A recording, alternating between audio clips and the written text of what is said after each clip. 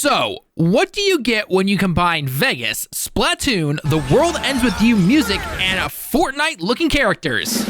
Well, obvious, you get Foamstars, the latest live service game from, wait, am I reading this correctly? Square Enix. Oh boy, this is gonna be interesting. If you haven't been caught up in the news, Square Enix has been losing a decent amount of money and really trying to find a way to get back, be it NFTs, live service games, and more. Well, we already know how the NFTs are working out. Over the last 3 years, they have not had much luck. So with Foamstars, they're hoping to change that.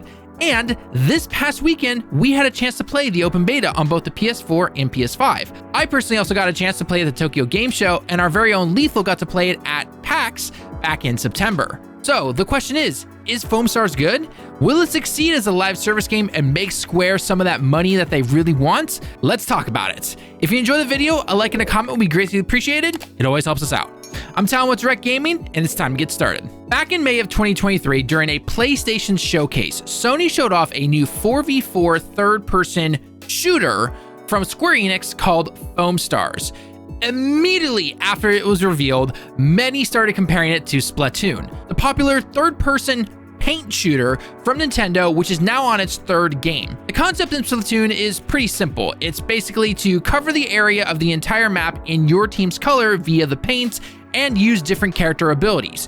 You can also take out your opponent, but they'll never use the word kill like most modern shooters would. There are other modes, but this is the main selling point / most popular mode that you'll see in live streams and other gameplay videos. It's also a pretty fast-paced game. With the Foamstars open beta available this past weekend, a demo at conventions like PAX and Tokyo Game Show like we mentioned beforehand, is this comparison fair? Is there more to this game than just the teenage edgy version of Splatoon? Finally, will this survive the oversaturated area of gaming that is online multiplayer only live service? Let's break this down bit by bit. Starting off, let's go over what was shown off first and what was in the beta. Also, I suspect there will be another round of the beta if you missed the first one. The game doesn't release until 2024. So the game currently right now is 4v4 with 8 characters available to try out.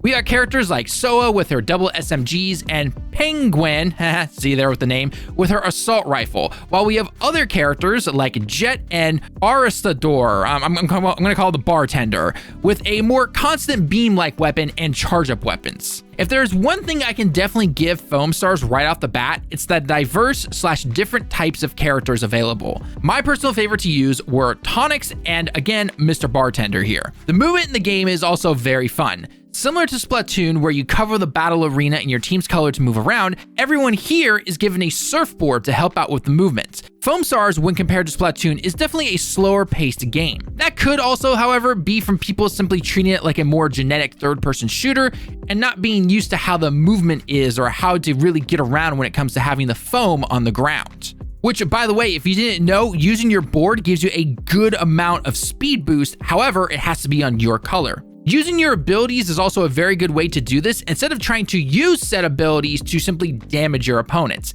Again, as time goes on, I feel like people are going to learn the mechanics of the game better, and a weekend is simply not enough to do that. We will also cover some full tips and tricks in another video, either when we have another beta announced or when the game releases. But one thing I personally found helpful when it came to playing the actual game is to use your main weapon to actually damage your opponents while using your abilities to actually move around the area more and use that in tandem with your board. Getting used to going between your board and on foot as fast as you possibly can, that is one of the biggest skills I think that a lot of people are going to need to learn.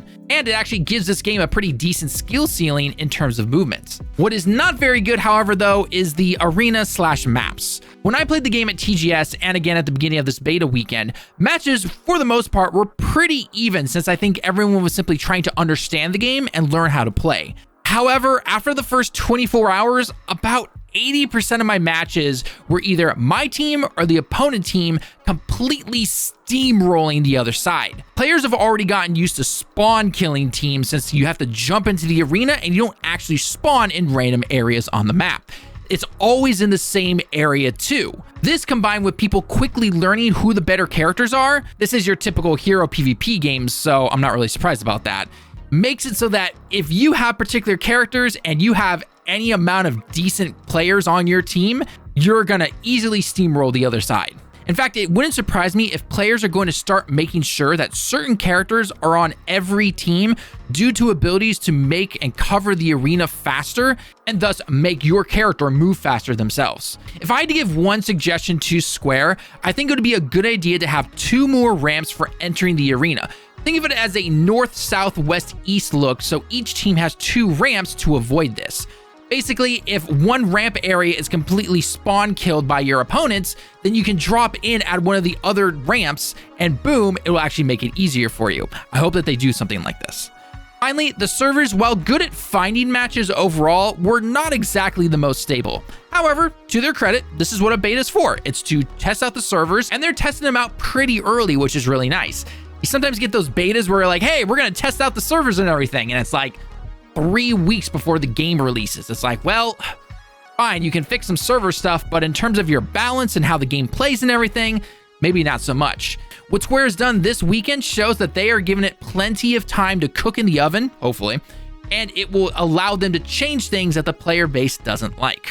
Overall, I did actually have fun with this game. It was fun to jump in, try out some characters, and see what happens. But I am worried about it lasting more than a weekend or 2. That's going to come down to a lot of things, actually. More maps and arenas, how they handle the last 4 characters and the overall balance of these guys. How do they handle spawn killing? And simply the content going forward. Have they talked about other live service games and what not to do when comparing them? We've seen in the past that other teams don't like to bring up other live service games because they think they're going to be compared to them. But in reality, it is best to look at what they have done well and what they have not done well and to learn from those. Unfortunately, the industry has not really learned this, thus resulting in about 90% of live service games not really lasting very long. Are they going to have things like a battle pass? I really hope not. Really getting tired of those things. How is the shop going to look? That is a big one. These are all questions that we are obviously going to find out as we get closer to release, but if Square is smart, then they are going to know this already and have a good balance of profit versus player needs. Hopefully that new CEO is really making things better for them. Other than that, a fun weekend regardless, but hopefully they do have more. Now, I want to know your thoughts down below in the comments. Did you get a chance to play the beta? Did you enjoy your time? What do you think needs to be added/changed to make you actually play this game for more than just a weekend or 2? We love reading all your comments and we can't wait to check them out. If you want to support the channel though, a like and a sub would also be greatly appreciated. That's of course if you enjoyed the video. And if you want to see more guides, discussion, previews, and reviews, check out our content on the channel as well. Helps us out a ton and it's obviously free.